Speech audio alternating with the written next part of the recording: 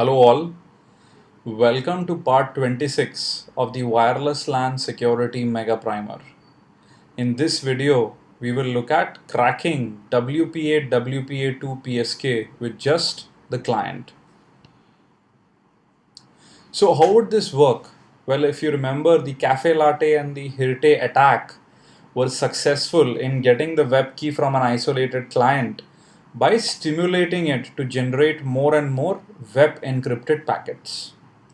Now, unfortunately, in the case of WPA WPA2 PSK, there is no foolproof way to crack the key.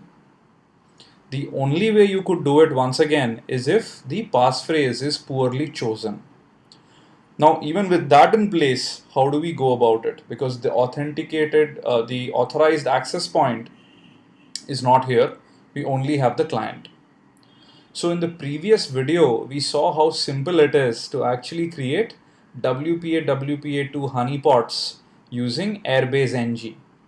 Now in this video, we'll take that one step forward and understand how to crack WPA WPA2 PSK with just a client.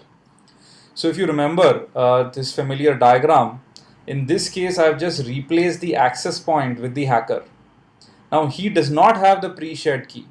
So what he does is, after the probe request response and the authentication and association phase, which of course he can fake on behalf of the authorized access point, he sends message 1 with the authenticator nonce, which is anyway just a random number which even the hacker can generate.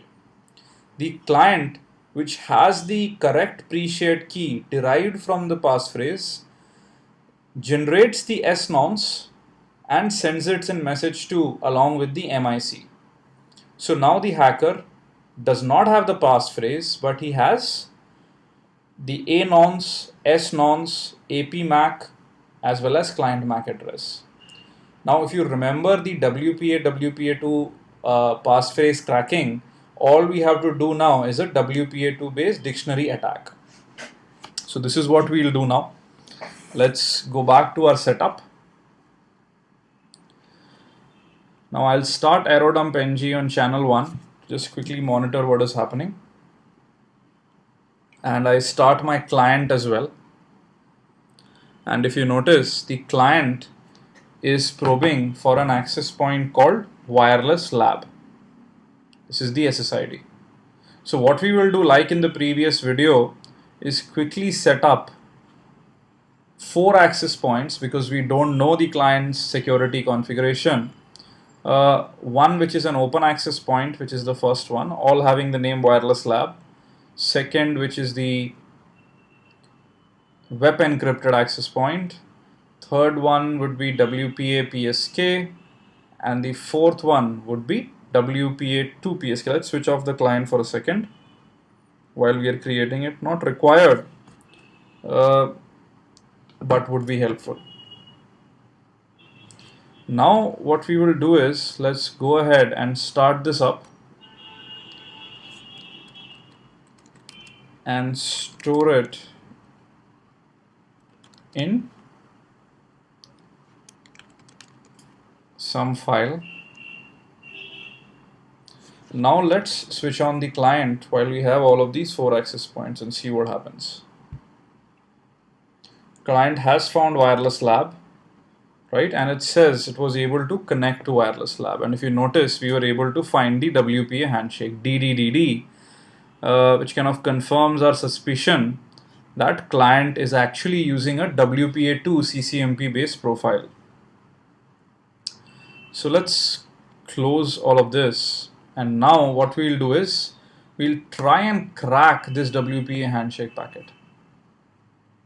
So for that, we are going to use aircrack ng, and I'm going to use some dictionary which will be borrowed from here, which would be -w pentest. I don't remember the path, but passwords and word lists, right? And we could give it the BT4 password list. Along with that, I could actually give it the demo WPA client.cap file.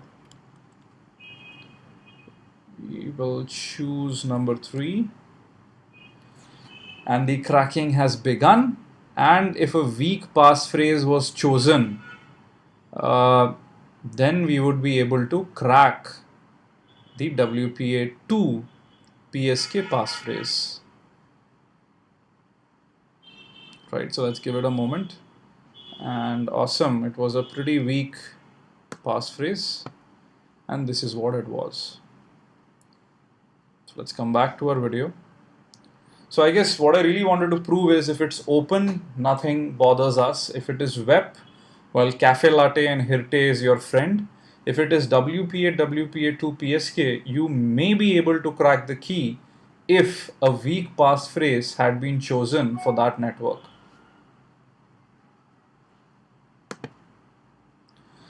I guess that's all for this video. Look forward to seeing you in the next one. Please leave your comments behind and definitely try this attack at home.